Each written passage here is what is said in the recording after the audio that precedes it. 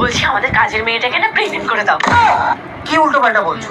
উল্টো পাল্টা কি আছে, যেটা বলছি সেটা করো, আমার মুখের উপর কোনো কথা বলো না। মানে আমি ওকে প্রেগনেন্ট করলে তোমার কোনো অসুবিধা নেই? আমার কিসের প্রবলেম থাকবে, আমার তো ওকে ভীষণ পছন্দ হয়েছে, তাই জন্য তো তোমাকে বলছি। আর আমি না ওকেও বলে দিয়েছি আমাদের বাড়িতে মাত্র দুটো মানুষ, আমি আর আমার বর, তোমার কোনো সমস্যা হবে না। হাসি হাসি মুখে রাজি হয়ে গেল। ও আমার সম্পর্কে আর কি বললো?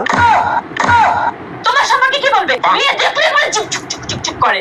না মানে তুমি তো বললে যে ওকে প্রেগনেন্ট করতে বলেছি, করবে, ওটুকুই তোমার কাজ। বলছি মানে আমি কি ওই একদিনই ওকে মানে করতে ইয়ে করছো? হ্যাঁ, এতদিন ওর টার্মেটারিতে কাজ করছিল, এবার থেকে ওকে প্রেগনেন্ট করো।